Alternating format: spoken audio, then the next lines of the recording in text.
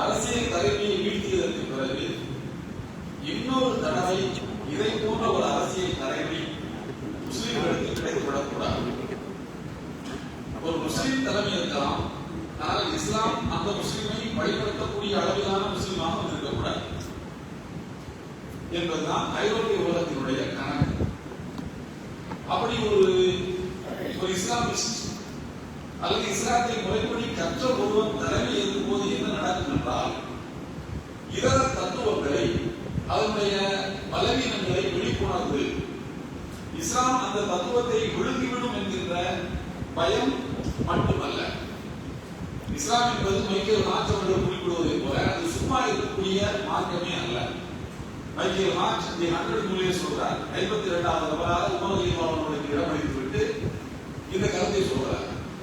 இஸ்லாம் என்பது அது தன்னில் அது சும்மா இருப்பதில்லை, அது பரவிக் கொண்டேதான் இருக்கும். யாரும் பரப்பாவிட்டாலும் அது பரவிக் கொண்டே இருக்கும். பரவுவதற்கான கூறுகளும் காரணங்களும் இஸ்லாத்தில் இருக்கின்றன. ஆனால் உமர் என்று ஒருவர் வந்திருக்காவிட்டால் இவ்வளவு வேகமாக அது பரவி இருக்கும் என்று நாம் சொல்ல முடியாது. அதனால் நான் உமர் ரலியல்லாஹு அன்ஹுவுக்கு 52வது இடத்தை கொடுத்திருக்கிறேன் என்பதுதான் அவர் சொல்லக்கூடிய காரணம். நாம் அதை எப்படி புரிந்து கொள்கிறோம் என்றால், இஸ்லாம் எவ்வளவுதான் அடக்கி வைத்தால் அது பரவக்கூடிய காரணங்களும் பரவக்கூடிய கூறுகளும் அதில் இருக்கிறது. அதற்கு காரணம் அது மனிதனுக்கு தேவைப்படக்கூடிய கொள்கையாக இருக்கிறது. அது 1000 ஆண்டுகளுக்கு முன்னர் வாழ்ந்த மனிதனுக்கு அது தேவைப்பட்டது, இப்போது வாழ்கிற மனிதனுக்கு அது தேவைப்படுகிறது. இன்னொரு 1000 ஆண்டுகள் உலகம் நிலைத்திருந்தால் அப்போது வாழ்கிற மனிதனுக்கும் தேவைப்படக்கூடிய தத்துவங்களை அது சுமந்திருக்கிறது. எனவே இப்படி எல்லா காலத்துக்கும் தேவைப்படுகிற ஒரு தத்துவம் மனித சமுதாயத்தை வழிநடத்துவதற்கு அந்த தத்துவத்துக்கு இன்னொரு முறை வாய்ப்பளித்து விட்டால் நம்முடைய கொள்கைகளுக்கு அறவே இனிவரும் காலங்களில் வாய்ப்பே இல்லாமல் போய்விடும். அதற்காக என்ன செய்வது? கிறிஸ்தவத்தை பின்பற்றக்கூடியவர்களை இங்கிருந்து இஸ்லாத்துக்கு போக விடாமல் பார்த்துக் கொள்ள வேண்டும். அதை விட நாம் செய்ய வேண்டிய பெரிய வேலை என்று எதுவரை அவர்கள் கருதினார்கள் என்றால், இஸ்லாத்தை நம்பி பின்பற்றி வாழக்கூடிய மக்களின் ஈமானை சிதைப்பது. அதுதான் நமக்கு ஒரு நிரந்தரமான வெற்றியை தரும் என்று அவர்கள் நினைக்கின்றார்கள். அதற்காக இஸ்லாத்தின் மீது சில விமர்சனங்களை அவர்கள் முன்வைக்கிறார்கள். முதலாவது என்னவென்று சொன்னால், நபிகள் நாயகம் ஸல்லல்லாஹு அலைஹி வஸல்லம் அவர்கள் பின்பற்றப்படுவதற்கு தகுதியானவர் அல்ல. அவர்கள் எடுத்து வைத்தவார்கள். நபிகள் நாயகம் ஸல்லல்லாஹு அலைஹி வஸல்லம் அவர்கள் பின்பற்றுவதற்கு தகுதியானவர்கள் அல்ல. அதற்கு 1, 2, 3, 4 காரணங்களை அடுப்பார்கள். அவர்கள் வாழ்ந்தது 1400 ஆண்டுகளுக்கு முன்னர். 1400 ஆண்டுகளுக்கு முன்னர் வாழ்ந்த ஒருவர் இவ்வளவு காலத்துக்கு பிறகு, இவ்வளவு விஞ்ஞானம் வளர்ந்ததற்கு பிறகு அதே நபரை எப்படி மனித உலகம் பின்பற்ற வேண்டும் என்று எதிர்பார்க்க முடியும்? நாம் அவர்களை விட பல்வேறு வகையில் மேம்பட்டு விட்டோம். அவர்கள் சொல்லக்கூடிய வார்த்தை, 1400 ஆண்டுகளுக்கு முன்னர் வாழ்ந்த, அதுவும் காட்டுமிராண்டித்தனமான ஒரு சமுதாயத்தில் பிறந்து வாழ்ந்தவர். நாகரிகம் என்றால் என்னவென்று தெரியாமல் வாழ்ந்த மக்களின் தலைவர் இல்லையா? அது ஒரு தீவிரம். மனித தொடர்புகள் இல்லாத ஒரு சமுதாய அமைப்பு. அரபுகள் என்பவர்கள் அந்த காலத்தில் வாழ்ந்த சமுதாய மக்களோடு எந்த தொடர்பும் மற்றவர்கள். அவர்களோடு தொடர்பு கொள்வதை இதர சமுதாய மக்கள் விரும்ப மாட்டார்கள். அப்படிப்பட்ட ஒரு சமுதாய அமைப்பில் வாழ்ந்த ஒரு மனிதர் எப்படி மொத்த உலகத்திற்கும் அவர் தலைமை ஏற்க முடியும்? இதுதான் அவர்கள் வைத்த முதல் வாதம். இரண்டாவது, இஸ்லாம் என்பது ஒரு நம்பிக்கையின் அடிப்படையில் கட்டமைக்கப்பட்டிருக்கிறது. அதற்கு அறிவு சார்ந்த விளக்கங்கள் எதுவும் கிடையாது. நாம் இன்றைக்கு ஒரு பெரிய முன்னேற்றத்தை அடைந்திருக்கின்றோம். நிறைய விஞ்ஞானத்தை நாம் கண்டுபிடித்திருக்கின்றோம். நாம் நாகரிகத்தில் செழித்தவர்களாக இருக்கின்றோம். அப்படி இருக்கின்ற போது வெறும் நம்பிக்கையின் அடிப்படையிலேயே ஒரு சமுதாய அமைப்பை கட்டி எழுப்புவது அறிவுபூர்வமானது அல்ல. எனவே நம்பிக்கை மாத்திரம் ஒரு சமுதாயத்தை கட்டி எழுப்ப போதுமானது கிடையாது. ஒரு தத்துவத்தை நம்புவது மாத்திரம் அதன் கீழ் ஒரு அரசியலமைப்பு உருவாக்கப்பட்டு உலக மக்கள் அனைவரையும் வழிநடத்துவதற்கு ஒரு நம்பிக்கை மட்டும் போதாது என்பது அவர்கள் முன்வைத்த இரண்டாவது விஷயம். அதற்கடுத்தபடியாக திருக்குர்ஆன் என்பது அப்படி இருக்கட்டும், ஆனால் நபி மொழிகள் என்பவை ஐயத்துக்கிடமானது. அதிலே லை என்று சொல்கிறார்கள், மௌது என்று சொல்கிறார்கள், வேண்டாம் என்று சொல்கிறார்கள், இவர் பலகீனமானவர் என்று சொல்கிறார்கள். இப்படியெல்லாம் நிறைய ஐயங்களை அவர்களே சொல்கிறார்கள். முஸ்லிம்களுக்கு இடையிலேயே நபி மொழிகள் மீது சில மாற்றங்கள் இருக்கின்றன. சில அறிஞர்கள் கூடாது என்பார்கள், இந்த நூலை ஏற்றுக்கொள்ள முடியாது என்பார்கள். ஐயத்துக்கிடமான சில சொற்களை, அதுவும் 1400 ஆண்டுகளுக்கு முன்னர் சொல்லப்பட்ட ஒரு சொல்லை இப்போது வைத்துக் கொண்டு இதுதான் மக்களை வழிநடத்தும் என்று இந்த சமுதாயம் நம்மை நம்ப சொல்கிறது, இந்த தத்துவம் நம்மை நம்ப சொல்கிறது. எனவே எல்லாமே வழக்கொழிந்து போனவை. அவைகளை எடுத்துக் கொண்டு இனிமேலும் இந்த உலகத்தை வழிநடத்த முடியாது. அதனால் தான் அந்த தத்துவத்தை நம்பக்கூடிய அரசியல் அமைப்பை நாங்கள் தோற்கடித்தோம். அதனால்தான் கிலாபத்தை நாங்கள் வீழ்த்தினோம். கிலாபத்தை வீழ்த்துவதன் மூலமாக மனித சமுதாயத்தை நாங்கள் ஒரு பெரிய நன்மையை செய்துள்ளோம். அறிவார்ந்த சமுதாயத்தின் மக்களால் இந்த மக்களை கொண்டு வந்து சேர்ப்பதற்கு ஐரோப்பிய உலகம் பட்ட பாடு என்ன தெரியுமா? கொடுத்த இலை என்ன தெரியுமா? செலவழித்த பணம் எவ்வளவு தெரியுமா? நாங்கள் அர்ப்பணித்த உயிர்கள் எவ்வளவு தெரியுமா? வேலைதான் எதற்காக நாங்கள் செய்வோம் என்றால் இந்த மூடத்தனமான ஒரு தத்துவத்திலிருந்து மனித குலையை விடுவிக்கத்தான் என்று சொன்னார்கள். அதுதான் 1928ஆம் ஆண்டு. 1901 உலகப் போர்ல இருந்து 2ஆம் உலகப் போர் வரையிலான இந்த காலகட்டங்கள். நீங்கள் நன்றாக கவனியுங்கள். இந்த காலகட்டத்தில் தான் இந்தியாவில் 1925 தான் RSS நிறுவப்படுகிறது. இதே காலகட்டத்தில் தான் தமிழகத்தில் திராவிட இயக்கம் உருவாக்கப்படுகிறது. 2 இயக்கங்களும் நூற்றாண்டுகளை கொண்டாடுகின்றன. மக்கள் மனங்களில் ஒரு அழிக்க முடியாத தத்துவம் இஸ்லாம். அது மனித குலத்தை வழிநடத்த வந்த தத்துவம். இந்த தத்துவத்தில் உங்கள் எல்லா கேள்விக்குமான விடையும் இருக்கிறது என்று 1000 ஆண்டுகளாக ஊற்றப்பட்ட ஒரு கருத்தை மக்கள் மூளையிலிருந்து எடுத்தார்கள். மூளையை கழுவி தயாரா வச்சிருக்கான். மூளை இப்போது காலியாக இருக்கிறது. அந்த இடத்தில் வந்து உட்கார்வதற்கு கடவுள் மறுப்பு தத்துவம் வந்து போட்டி போடுகிறது இந்தியாவில்.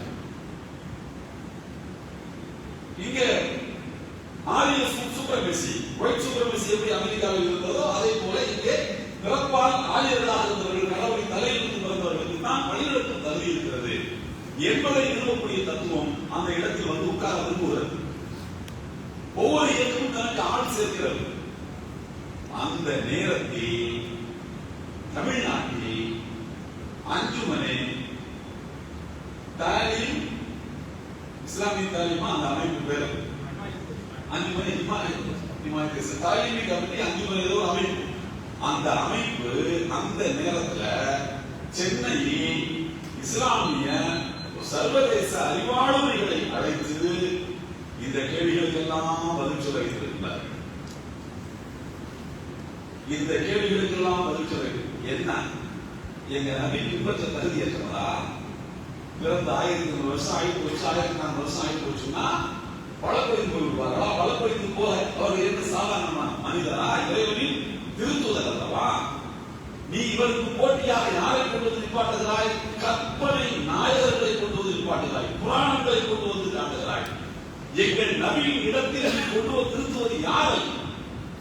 ஒரு கற்பனை கதாநாயகனை கொண்டு வந்து நிறுத்துகிறார். எங்கள் நபி கற்பனை கதாநாயகன் அல்ல. ரத்தமும் சதையுமாக உலகத்தில் வாழ்ந்தவர். போர் என்றால் என்னவென்று அவருக்கு தெரியும். பசி என்றால் என்னவென்று அவருக்கு தெரியும். பெண் என்றால் என்னவென்று அவருக்கு தெரியும். பெண்கள் கண்ணாடி பாத்திரங்களை போன்றவர்கள் அவர்களை ஒரு ஆணை போல அவர்களை கையாளக்கூடாது, கையாள முடியாது. கையாண்டால் ஆணுக்குத்தான் கேடு என்பதை உணர்ந்தவர்கள். அப்படி வாழ்ந்த ஒரு இறைத்துவதை தவிர இது யாரை நீங்கள் பின்பற்றி விட்டு இங்கே கரை சேரப் போகிறீர்கள் என்று கேட்கிறார் அவருடைய முதல் முறை. என்ன சொன்னீர்கள்? நம்பிக்கையை மட்டும் வைத்துக் கொண்டு ஒரு தத்துவம் இந்த உலகத்தில் வாழும், அந்த தத்துவத்தின் கையில் அரசியலமைப்பு வழிநடத்தக்கூடிய பொறுப்பை கொடுப்பதா என்று கேட்கிறீர்களா? பகுத்தறிவை விட நம்பிக்கை எவ்வளவு உயர்ந்தது என்று சொல்றார் அந்த நூல்ல. எந்த நூலையும் நான் அதை படிக்கிறேன். அதாவது நம்பிக்கை வந்து மட்டமானது, எல்லாவற்றையும் சிந்திச்சுதான் நம்ம வந்து புரிஞ்சுக்கணும். அதுதான் நம்பிக்கையை விட மேம்பட்டதுன்னு சொல்றாரு அல்லவா? நம்புனா அது வந்து மனித அறிவுக்கு வேலை கொடுக்கவில்லை. இது என்ன வந்து ஆட்டுக்குட்டியா நம்பி பின்னாலேயே போறதுக்கு? நீ மனிதன், நீ சிந்திக்கணும், நீ பகுத்து சொல்றாரு அல்லவா? பகுத்தறிவை விட நம்பிக்கை எத்தனை படித்தளங்கள் மேலானது என்பதை இந்த நூலில் அவர்கள் சொல்கிறார். இந்த 1925 இருக்கிற இந்த காலகட்டத்தில் நிறுவப்பட்ட பல்வேறு அமைப்புகள், நான் உங்களுக்கு 2 அமைப்புகளை தான் சொல்லியிருக்கிறேன். நாம் தமிழ்நாட்டில் வாழ்வதாலும் அந்த தமிழ்நாடு இந்தியாவுக்குள் இருப்பதாலும் 1925 நிறுவப்பட்ட ஒரு அமைப்பு இந்தியாவை ஆளும் அமைப்பாக கடந்த 15-18 ஆண்டு காலமாக இயங்கிக் கொண்டிருக்கிறது. இதே 1925 உருவாக்கப்பட்ட ஒரு தத்துவ அமைப்பு தமிழ்நாட்டை 50 ஆண்டுகளுக்கு மேலாக ஆட்சி நடத்திக் கொண்டிருக்கிறது. இதே 1925 நிறுவப்பட்ட இந்த தத்துவத்தின் காவலராக இருக்கக்கூடிய நாம் இப்போது எங்கே இருக்கிறோம் என்பதுதான் கேள்வி. அதை உங்களுடைய நெத்திக்கு நேராக சொல்வதுதான் இந்த நூல். அதனால்தான் என்னுடைய அணிந்துரையில் நான் சொல்லியிருக்கிறேன், இந்த நூல் கருத்து போரில் ஒரு அறிவாயுதம். சாதாரணமான நூல் அல்ல. நான் இந்த சபைக்காக நான் இதை சொல்லவில்லை. உங்களுக்கு இஸ்லாத்தின் மீது எதிரிகள் கிளப்புகின்ற எல்லா ஐயங்களுக்கும் இந்த நூலில் கிடைக்கிறது. அஸ்மாவுல் ரிஜால் என்கிற ஒரு கலை, நபிகள் நாயகம் ஸல்லல்லாஹு பொன்மொழிகள் நம்முடைய கைகளுக்கு எப்படி வந்து சேர்ந்தன, இதற்கு எத்தனை பேர் தியாகம் செய்திருக்கிறார்கள், அதை பற்றி அவர் எழுதக்கூடிய நூலில் தான் அவர் எவ்வளவு பெரிய அறிஞர் என்பதை அந்த உரையின் மூலம் நிரூபிக்க ஆசிரியர் சுலைமான் நந்திவி அவர்கள். அஸ்மாவுல் ரிஜால் என்கிற கலையை பற்றி அவர்கள் ஆற்றுகின்ற அந்த உரையின் நூல். அதே போல அவர்கள் சொல்கிறார்கள், கிறிஸ்தவ உலகம் ஒரே ஒரு தூக்கு மேடையை மட்டும் வைத்துக் கொண்டு, அவருடைய வரலாற்றில் ஒரு தூக்கு மேடை தான், இறைவர் ஈசா நபியை அவர்கள் கழுவியேற்றுகிறார்கள். அவருடைய நம்பிக்கைப்படி திருக்குரான் சொல்வது, நாம் அவர்களை மேலே கூப்பிட்டு விட்டோம், நாம் உயர்த்தி விட்டோம், நம்மிடத்தில் ஒரு பத்திரமாக இருக்கிறார்கள். திருக்குரான் சொல்வது கிறிஸ்தவ நம்பிக்கை அவர்களை தூக்கில் ஏற்றி விட்டோம் என்பதுதான். ஒரு தூக்கு மேடையை காட்டி ஒரு பெரிய தியாக சீரரை போல அந்த தியாகத்தின் ரத்தத்தில் இந்த மதம் வளர்ந்திருக்கிறது சொல்லுகிறேன். எங்களுக்கு எத்தனை ஆயிரம் தூக்கு மேடைகள் இருக்கின்றன தெரியுமா என்று கேட்கிறார். எத்தனை ஆயிரம் தூக்கு மேடைகளை பார்த்த தத்துவம் எங்கள் தத்துவம் தெரியுமா உங்களுக்கு? இன்னொன்று நுட்பமாக சொல்லுகிறார், எந்த நாட்டிலும் இருக்கக்கூடிய கிறிஸ்தவ மதம் அது தன்னுடைய ஆன்மீகத்தை, மதத்தை கிறிஸ்தவத்திடமிருந்து பெற்றுக் கொள்கிறது, கலாச்சாரத்தை அந்த நாட்டிடமிருந்து பெற்றுக் கொள்கிறது. இஸ்லாத்துல அந்த பஞ்சம் கிடையாது. இஸ்லாத்துல அந்த பஞ்சம் கிடையாது. ஆன்மீகத்தையும் இந்த மதம், இந்த மாற்றம் இதை ஏற்றுக்கொள்ளக்கூடிய என்று சொல்லிக் கொடுக்கிறது, கலாச்சாரத்தையும் சொல்லிக் கொடுக்கிறது, பண்பாட்டையும் மனிதனுக்கு சொல்லிக் கொடுக்கிறது. எனவே வறட்சி என்பதற்கு நீங்க வேலையே இல்லை என்று சொல்லிவிட்டார். நான் இன்னும் நினைத்து பார்த்தேன், இந்த இந்தியாவில் இளம் துருக்கியர்கள் ஒரு குரூப் இருக்கு தெரியுமா உங்களுக்கு? இளம் துருக்கியர்கள் நான் என்ன சொல்றது, அதாவது எமர்ஜென்சி பீரியட்ல நாட்டில் வந்து நெருக்கடி நிலை பிரகடனம் வந்தது. இந்திரா காந்தி அதை கொண்டு வந்தார். ஏன் கொண்டு வந்தார் அது விஷயம். அதாவது அரசியலமைப்பு அந்த கான்ஸ்டிடியூஷன் ஆஃப் இந்தியா வந்து நிறுத்தி வைக்கப்படுகிறது, அது செயலில் இல்லை. அப்போது அரசியலமைப்பு சட்டம் என்பது எதுன்னு கேட்டா இந்திரா காந்தியுடைய ஊடகம். அப்ப ஜட்ஜிமார்கள் எல்லாம் சட்ட புத்தகத்தை படிக்கிற ஒரு இந்திரா காந்தி மூலி தான் தெரியுமா? இல்ல இவன் ஏற்கனவே ஏதாவது சொன்னா நம்ம வரலாறு இருக்கு, இப்போ ஆண்டோர் ஆளுங்கிற மாதிரி வேற மாதிரி ஆளுங்க கொடுப்போம். அதனால பயந்து நடுங்கி கொண்டிருக்காங்க. அந்த அரசியலமைப்பு சட்டம் நிறுத்தி வைக்கப்பட்டிருந்த அந்த எமர்ஜென்சி பீரியட்ல இந்த தத்துவத்துக்கு எதிராக, அந்த எமர்ஜென்சிக்கு எதிராக போராடியவர்களுக்கு இந்தியாவினுடைய அரசியல் சூழல் வைத்த பெயர் இளம் துருக்கியர்கள். இந்த தத்துவத்தில் இஸ்லாத்தின் மீது ஏவப்படுகிற ஒரு அம்பு இருக்கிறது நீங்கள் புரிந்து கொள்ளுங்கள். அது என்ன இளம் துருக்கியர்கள் என்று சொல்லுவேன், அது என்ன அர்த்தம் என்று கேட்டால், இஸ்லாத்தை துருக்கியில் வீழ்த்துவதற்கு இளம் துருக்கியர் என்ற அமைப்பு தான் உருவாக்கப்பட்டது. இருக்கக்கூடிய அரசியலமைப்பு சட்டத்திற்கு எதிராக புரட்சியை முன்வைத்து யார் பேசுகிறார்களோ அவர்கள் தான் இளம் துருக்கியர்கள். அந்த வார்த்தையை அப்படியே தூக்கி இங்க வைக்காம பாருங்க. அப்ப என்னன்னா, இந்திரா காந்தி தப்பு பண்ணது, அதுக்கு எதிராக உண்மையை பேசுகிறவர்கள் இளம் துருக்கியர்கள் என்று சொன்னால், கிலாபத்து தப்பு பண்ணிச்சு, அதுக்கு எதிராக பேசுகிற புத்தகமாக தான் புரட்சிக்காரன் என்று சொன்னார். அவன் பாகையை நிறுத்தினான். பெண்கள் தன் மேனியை மறைத்துக் கொள்ளக்கூடாது என்று சொன்னார். தலாக் கொடுக்கின்ற உரிமை ஆண்களுக்கு கிடையாது, பெண்களுக்கு தான் உண்டு என்று சொன்னான். கடைசியில் அவருடைய மனைவி கையில் பலமாக எங்கேயோ மாட்டிக்கொண்டார் என்ற ஒரு ஆதாரப்பூர்வமான தகவல் அவருக்கு வந்தது. நான் என்ன பண்றேன் பாரு, இந்த அவளை உடனே தலா போடுறேன்னு சொன்னா பக்கத்துல மந்திரி சொன்னாரு, சார் நீங்க தலா விட முடியாது சார். அதே எப்படி விட முடியாது, நீங்க தான் சட்டம் கொண்டு வந்திருக்கீங்க, ஆண்கள் விட முடியாது, பெண்கள் தான் விடணும்னு கொண்டு வந்திருக்கீங்க, அந்த அம்மா எங்களை உங்களை எப்படி தலா விட போகுது? அரண்மனையில் ஒரு பலமான வாழ்வு, தான் விரும்பக்கூடிய இளைஞர்களுடனான ஒரு கணக்கு தொடர்புகள், நாட்டினுடைய பிறகு மனைவி என்றால் சும்மாவா? இப்படி ஒரு வாழ்க்கை அந்த அம்மா எப்படி இழப்போம்? அதனால நீங்க கூட அந்த அம்மாவை போச்சிட முடியாது. அந்த அம்மாவை இருந்தால்தான் போவோம், ஆனால் அது போகாது. அதற்கு பிறகு அவர் அந்த மனக்கவரையிலேயே ஒரு இளம் புரியாத வியாதி வந்து இறந்து போனார். திருக்குறான் பத்தி வசதின்னு சொல்லி அது எப்படி அத்திப்படத்து மேலேயா ஒரு வேதத்தை அத்திப்படம்னா அதெல்லாம் ஒரு வேதமா என்று கேட்டால், கடையில் அவருக்கு வந்து வியாதிக்கு அத்திப்படத்தை தான் மருந்து கண்டுபிடிச்சு ஒரு கொடுத்தாங்க. நல்லதா இப்படி எல்லாம் வரலாறு. நான் உங்களுக்கு சொல்ல வருகிறேன், சில சொற்கள் இங்கே காயின் செய்யப்படுகின்றன. அது இன்றைக்கு மட்டுமல்ல, இன்றைக்கு மட்டுமல்ல, ஒரு 100 ஆண்டு காலம் கடந்து இன்றைக்கு மட்டுமல்ல, ஒரு 100 வருடத்துக்கு முன்னால் இளம் துருக்கியர் என்கிற அந்த சொல்லை காயின் பண்ணாங்க. அதை இஸ்லாத்துக்கு எதிரான அந்த சொல்லை அவர்கள் பயன்படுத்தினார்கள். புரட்சிக்காரர்கள் இளம் துருக்கி இருந்தது. அந்த குரூப்ல ஒருத்தர் பிரதமராகவே ஆனார். Doctor Chandrasekhar 34 MP 54 MP 34 MP வச்சுட்டு பிரதமர் ஆயிட்டார். வயற்காட்டில பாதி கிணறு ஒரு ஏக்கர்ல வயக்காடு வாங்கியிருக்காரு. 50 ஏக்கர்ல ஒரு பெரிய கிணறு இருக்கான். 50 சென்ட்ல ஒரு பெரிய கிணறு இருக்கான். மிச்சம் 50 சென்ட் வச்சு என்ன பண்ண முடியும்? 54 MP வச்சு பிரதமர் ஆகிறார். கேட்டா அவர் இளம் துருக்கி, அவருக்கு ஒரு பெரிய பின்னணி இருக்கிறது. இப்படி எல்லாம் இந்த சொற்கள் காயம் செய்யப்பட்டு இஸ்லாம் வதைக்கப்படுவதற்கு தொடங்கிய அந்த காலகட்டத்தில் நான் இன்னொன்று உங்களுக்கு எம்ஜி அக்பருக்கு ஒரு மந்திரி இருந்தார். ராஜீவ் காந்தி மந்திரி சபையில் எம்ஜி அக்பர் ரொம்ப க்ளோஸ். அவர் தான் பல இளைஞர்களை மந்திரி சபையில் சேர்த்தார். புதிய ஆட்களை எல்லாம் கழிச்சு விட்டுட்டு மனுஷன் வந்தாரு. எம்ஜி அக்பர் கண்டிப்பாக நிறைய வந்தாங்க. அவர் சொல்லுகிறார், அவருடைய நூலில் அவர் சொல்லக்கூடிய ஒரு கருத்து என்னவென்றால், Constantinople the great symbol of Christian power என்று அந்த கான்ஸ்டான்டினோபிளுக்கு ஒரு பெயர் உண்டு. கான்ஸ்டான்டினோபிளை முஸ்லிம்கள் கைப்பற்றுகிறார்கள். இது கிறிஸ்தவ உலகத்துக்கு ஒரு பெரிய அவமானமாக இருக்கிறது. கான்ஸ்டான்டினோபிளை முஸ்லிம்கள் பிடிப்பதற்கு என்ன காரணம் என்றால், அதை முஸ்லிம்கள் பிடிப்பார்கள் ரசூலுல்லாஹ் சொன்னதுதான் காரணம். இதை மதரசாக்கள் படித்த ஒரு மாணவர் கேட்கிறார், ரசூலுல்லாஹ் சொல்லி எத்தனை வருஷம் ஆச்சு? 700 வருஷம் ஆச்சு. யாரும் ட்ரை பண்ணவே இல்லையா? அது கேட்கிறாரு. இல்ல முயற்சி பண்ணாங்களா? 7 தடவை முயற்சி பண்ணாங்க, கிடைக்கிறார். இப்ப நம்ம முயற்சி பண்ணுவோம் என்று முயற்சி பண்ணி கான்ஸ்டான்டினோபிளை கைப்பற்றுகிறார். கிறிஸ்தவ உலகம் அதை ஒரு பெரிய அவமானமாக நினைக்கிறது. அதன் பிறகு கிறிஸ்துவ உலகம் எங்கே உலகத்தில் முஸ்லிம்கள் செல்வாக்கு மிக்கவர்களாக இருக்கிறார்களோ அந்த அரசாட்சியை வீழ்த்தி இதற்கு பழிவாங்க வேண்டும் என்று திட்டமிட்டார்கள்.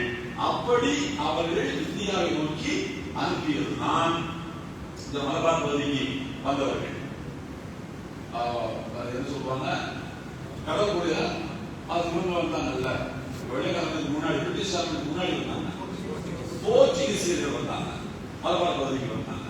கொஞ்ச நாள்ல அவர் கிறிஸ்தவத்துக்கு திருவத்தான் அவன் வந்தான். கொஞ்ச நாள்ல காசு பணத்துக்கு ஆசைப்பட்டான். முஸ்லீம்கள் அவனை விரட்டி அனுப்பினார்கள். திரும்ப ஈஸ்ட் இந்தியன் கம்பெனி இருக்கிற பேர்ல இவன் சவுத்ல வந்து இறந்தா அவன் வந்து வெஸ்ட் பெங்கால் அப்படி இருக்கிறான். எல்லாமே கடல் மாற்றமாக இருக்கிறவர்கள் தான். இவர்களுக்கெல்லாம் நோக்கம் ஒன்றுதான், இஸ்லாம் ஆதிக்க சக்தியாக இருக்கக்கூடிய பகுதிகளை இஸ்லாத்திலிருந்து எடுப்பது. அதற்கு என்ன காரணம்? கான்ஸ்டான்டினோபிளை முஸ்லிம்கள் பிடித்தது. கான்ஸ்டான்டினோபிளை முஸ்லிம்கள் ஏன் பிடிக்க வேண்டும் ரசூலுல்லாஹ் சொன்னது. இதெல்லாம் வந்து ஒரு சங்கிலி தொடர். அப்படி பிடித்ததற்கு பிறகு இந்த முஸ்லிம்கள் இதற்கு மேல் உலகத்தில் எங்கும் ஆதிக்க சக்தியாக இருக்கக்கூடாது என்று நினைத்து இஸ்லாத்தின் மீது அவதூறுகளை அழி பொழிகின்றார்கள். அதனுடைய நீட்சி முஸ்லிம் சமுதாயத்தில் சில இளைஞர்களுடைய உள்ளத்தில் இன்றும் இருக்கிறது. அந்த பாதிப்பு இன்னும் இருக்கு. ஆமா, எல்லாத்தையுமே நம்புன்னு குர்ஆன் சொல்லுது. கொஞ்சம் கேள்விகளை கேட்டா என்ன என்று இப்போதும் கேட்கிறார். ரசூலுல்லாஹ்வுடைய வாழ்க்கையில் அது எப்படி 1400 வருஷம் கழிச்சு இன்னும் அந்த பழைய ஆளை எதுக்காக நம்ம தூக்கி சமக்கணும் என்று கேட்கக்கூடிய இளைஞர்கள் இப்போதும் வந்திருக்கின்றார்கள், இப்போதும் இருக்கின்றார்கள். இவர்கள் எல்லாருமே தங்களுடைய இந்த கேள்விகளை மனதிலே வைத்துக் கொண்டு இந்த நூலை வாசிப்பார்களானால் இந்த நூலில் எல்லோருக்குமான கேள்விகளுக்கான பதில் இருக்கிறது. 8 உரைகள். இந்த 8 உரைகளுமே மணிமணியான உரைகள். கடைசி உரைகள் எல்லாம் நான் சொல்ற உங்களுக்கு சில பக்கங்களை எல்லாம் நீங்கள் வாசிக்கின்ற போது ஒரு கண்ணீர் வடிக்காமல் நீங்கள் மூட மாட்டீங்க. உங்களை அறியாமல் உங்கள் கண்களில் இருந்து ஒரு சொட்டு கண்ணீர் வடிக்காமல் நீங்கள் இந்த நூலை நீங்கள் போட முடியாது. எனக்கு தெரிந்த ஒரு 3 ஸ்ட்ரோக்ல நீங்க படிக்க முடிக்கிறதுனா மிக சரியாக இருக்கும். நான் எடுத்து கொஞ்சம் நேரத்தை எடுத்து ஒரு 2-3 மணி நேரம் எடுத்து ஒரு ஸ்ட்ரோக்ல ஒரு தேர்ட் படிங்க. இப்படி 3 ஸ்ட்ரோக்ல நீங்க படிச்சு முடிச்சீங்கன்னா உங்களுடைய உள்ளத்தை நிச்சயமாக இது ஒரு பெரிய மாற்றத்தை ஏற்படுத்தும். வாய்ப்புகள் வசதிகள் இருக்கக்கூடியவர்கள் நூற்றுக்கணக்கில் நூல்களை வாங்கி வைத்துக் கொண்டு கல்யாண மாப்பிள்ளைகளுக்கு இளைஞர்களிடத்தில் அதிகமாக போய் சேர வேண்டிய நூல் என்று நான் இந்த நூலை சமுதாய மக்களுக்கு பரிந்துரை செய்கின்றேன். இது போன்ற மிகச்சிறந்த ஒரு நூல். நான் இந்த நூலை பற்றி கேள்விப்பட்டிருக்கின்றேன். இந்த நூலை நான் வாசித்ததில்லை. நான் நம்முடைய வெளியீட்டாளர்களுக்கு முஸ்லிம் சகோதரர்களுக்கு நான் சொல்லிக் கொள்வது என்னவென்றால், இதே இந்த அஞ்சுமனை தாலிமை கமிட்டி நினைக்கிறேன் அந்த அமைப்பு அல்லாமா இக்பால் அவர்களையும் அழைத்து உரையாற்ற வைத்தது. அவருடைய உரை எப்படி இருக்கும் என்று நினைக்கவே ஒரு சிரிப்பாக இருக்கிறது. அல்லாமா இக்பால் ஸ்பெயினுக்கு போகிறார். ஸ்பெயின்ல ஒரு பள்ளிவாசல் சர்ச்சாக இஷா தொழுகை வரைக்கும் ஜமாத் நடந்திருக்கிறது. மறுநாள் காலையில் சுகுரு நாம சொல்லப்படவில்லை. இது முதல் சர்ச்சின் அறிவிச்சிருக்காங்க. இவர் பின்னால அந்த ஸ்பெயினுக்கு அந்த பள்ளிவாசலுக்கு போகும்போது அதனுடைய மனாராவை பார்த்து ஒரு கவிதை படிக்கிறார். அவருடைய கவிதை எப்படி இருக்கும் என்று யோசித்து பாருங்கள். நம்ம எல்லாம் புல்புல் பறவைகள் என்று சொன்னவர், இந்தியாவில் தோட்டம் என்று சொன்னவர். அவருடைய கவிதை நிச்சயமாக ஒரு பெரிய ஸ்காலர். அவருடைய உரையும் நீங்கள் சென்னையிலே அவருடைய குடும்ப ரசமுடி இருக்கு, அதையும் இன்ஷா அல்லாஹ் நீங்கள் வெளியிடுவதற்கு முயற்சிக்க வேண்டும். இது போன்ற அறிவாயுதங்கள் இன்றைக்கு இஸ்லாத்திற்கு ஏவப்படுகின்ற அம்புகளை எதிர்கொள்வதற்கு எங்களை போன்றவர்களுக்கு மிகவும் இது போன்ற நூல்கள் எங்களுக்கே தேவைப்படுகின்றன. எங்களுடைய அகக்கண்களை திறக்கப்படக்கூடிய அரிய கருத்துக்களை தாங்கி இருக்கக்கூடிய இந்த நூல் சமுதாயத்தினுடைய கீழ்மட்டம் வரைக்கும் சென்று சேர வேண்டும். அதற்காக அனைவரும் ஒத்துழைக்க வேண்டும் என்று கேட்டு சிறப்பான இந்த ஏற்பாடுகளை செய்திருக்கக்கூடிய நம்முடைய கனிமா பதிப்பகத்தினுடைய பொறுப்பாளர்களுடைய நிறைவான நன்றியை நிறைவு செய்கிறேன். வாக்குறுதியாக அல்ஹம்துலில்லாஹி ரப்பில் ஆலமீன். அஸ்ஸலாமு அலைக்கும் வரஹ்மத்துல்லாஹி வபரகாத்துஹு.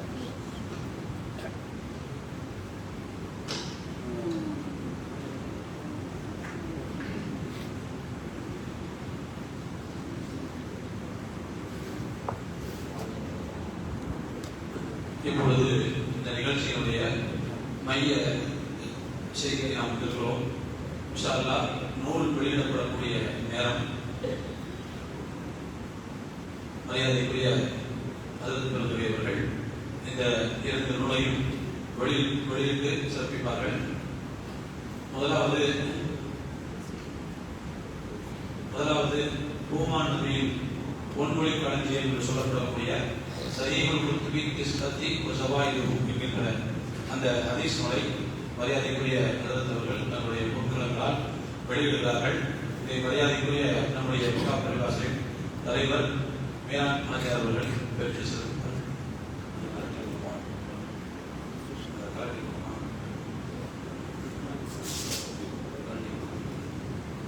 வேற சில புக்குகள் எடுத்துருவாங்க.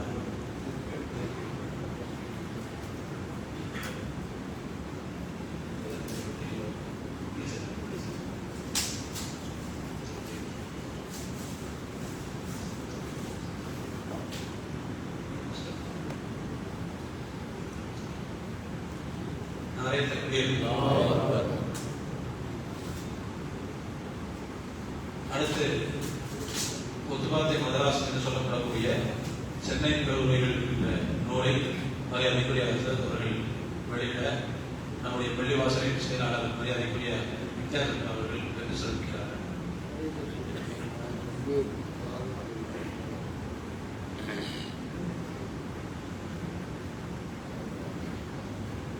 எல்லா பேரையும் கூட போட்டா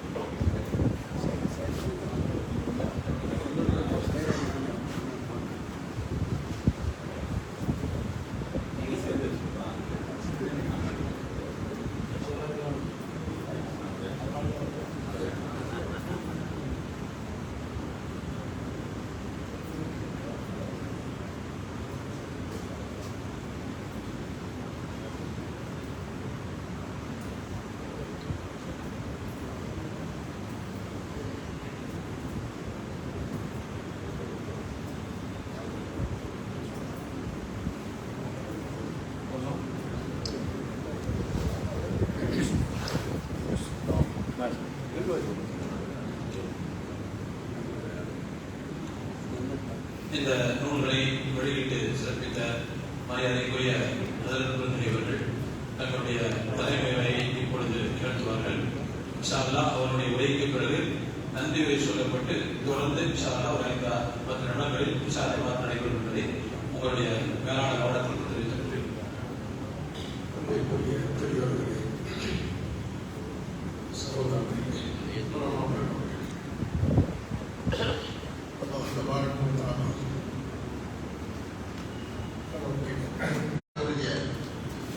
மிகப்பெரிய 2 பொக்கிஷங்கள். ஒரு அல்லாஹ்வால் அருளப்பட்ட திருக்குர்ஆன், இரண்டாவது ரசூலுல்லாஹி ஸல்லல்லாஹு அலைஹி வஸல்லம் அவர்கள். இந்த இரண்டும் இந்த உலகம் சீரான முறையில் சிறப்பான முறையில் நடைபெறுவதற்காக அல்லாஹ்வால் அருளப்பட்டது.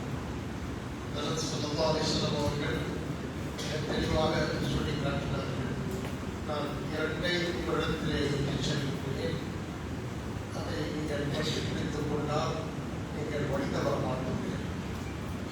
அதை ஒன்று அல்லாஹ்வுடைய வேதமாக திருக்குர்ஆன், இரண்டாவது என்னுடைய ஹதீஸ்கள் என்று சொன்னார். அப்படிப்பட்ட இந்த 2 பெரிய பொக்கிஷங்கள் இன்றைக்கு நமக்கு முன்னால் ஹஜ்ரத் ஸல்லல்லாஹு அலைஹி வஸல்லம் அவர்களுடைய வாழ்க்கை வரலாறு கொண்டு அவருடைய சிறப்புகளை பற்றி நபிகள் நாயகம் என்ற பெயரில் வெளியிடப்பட்டிருக்கிறது. அடுத்து ஸல்லல்லாஹு அலைஹி வஸல்லம் அவர்களுடைய ஹதீஸ்களுடைய ஒரு தொகுப்பு நமக்கு முன்னால் வெளியிடப்பட்டிருக்கிறது. பொதுவாக பெரிய பெரிய ஹதீஸ் கிரந்தங்கள் இருக்கிறது. அவைகளில் எல்லாம் ஹதீஸ்கள் சில முஹத்திஸ்கள் அவர்கள் சில கட்டுப்பாடுகளை விதித்து அதன் அடிப்படையில் வரக்கூடிய ரிவாயத்துகளை மட்டும் தங்களுடைய கிரந்தங்களிலே பதிவு செய்தார்கள். அது அல்லாத சில ஹதீஸ்கள் வேறு கிரந்தங்களிலே பதிவு செய்திருக்கிறார்கள். இப்படி பல்வேறு ஹதீஸ் கிரந்தங்கள் நமக்கு முன்னால் சரியான ஹதீஸ்கள் என்று 9 கிரந்தங்கள் கிதாபுகள் சொல்லப்பட்டிருக்கிறது. அல்ஹம்துலில்லாஹ், எண்ணற்ற ஹதீஸ்களை முஹத்திஸ்கள் ரிவாயத் செய்திருக்கிறார்கள். குறிப்பாக முஸ்னத் அஹ்மத் என்ற ஹஜ்ரத் இமாம் அஹ்மத் பின் ஹம்பல் ரஹ்மத்துல்லாஹி அவர்கள் ஏறக்குறைய 26,000 ஹதீஸ்களை தன்னுடைய அந்த கிரந்தத்திலே பதிவு செய்திருக்கிறார்கள். சொல்லப்போனால் சிஹாஹ் சித்தா என்று சொல்லப்படக்கூடிய 6 சஹீஹான ஹதீஸ்களுடைய தொகுப்பை விட அதற்கு ஈக்குவலாக இவருடைய எண்ணிக்கை பெரிய முயற்சி செய்தவர்கள் ஹதீஸ்களை கொடுத்தார்கள். அதையெல்லாம் நாம் படிப்பது என்பது சாதாரண மக்களுக்கு சிரமமான. அதனால் நம்மளுடைய கிருபையினால் பல்வேறு ஹதீஸ் கிதாபுகளிலிருந்து தொகுத்து ஒரு நூலை முன்னால் வைத்திருக்கிறார்கள். இது எப்படி என்றால் நாம் பல இடங்களில் பல உணவுப் தனித்தனியாக அதையெல்லாம் ஒன்று சேர்த்து நமக்கு தரத்தை போன்று இதிலே தந்திருக்கிறார்கள். அரபி மதரசாக்களில் மிஷ்காத் ஷரீஃப் என்ற ஒரு ஹதீஸிலே கிதாபுகள் அவர்கள் தொகுத்தவர்கள் தான். ஒவ்வொரு ஹதீஸிலே கிதாபுகள் இருந்து ஒவ்வொரு ஹதீஸ்களையும் தேவையான ஹதீஸ்களை கொண்டு வந்து அவர்கள் அதை சொல்லி விடுவார்கள். ஒரு ஹதீஸை சொல்லி இதை இமாம் புகாரி ரஹ்மத்துல்லாஹி ரிவாயத் செய்தார்கள். அப்புறம் ஒரு ஹதீஸை எழுதுவார்கள். அதில் இமாம் முஸ்லிம் ரஹ்மத்துல்லாஹி இரவாக முஸ்லிம் இந்த மாதிரி இப்படி அவர்கள் எழுதினார்களோ எல்லா அரபி விவசாயங்களையும் அந்த கிதாபுகள் அந்த ஹதீஸுடைய கிதாபுகளை கொண்டப்படுகின்றன. நம்முடைய விவசாயம் பிரகாஷ் முழுதார்கள் பொதுவாக சில வருடங்களுக்கு முன்னால் தஃப்சீர் என்பது முழுமையாக ஒதுக்கப்பட வேண்டும். அந்த அடிப்படையில் தரமான விளக்கமுடையது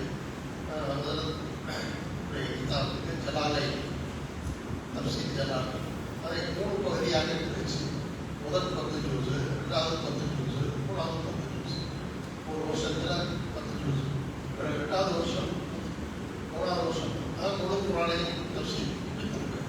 அதே போன்று மிஷ்காத் என்ற இந்த கிரந்தத்தை 3 பகுதியாக பிரித்து ஒரு பகுதி முதலாம், 2வது பகுதி 2வது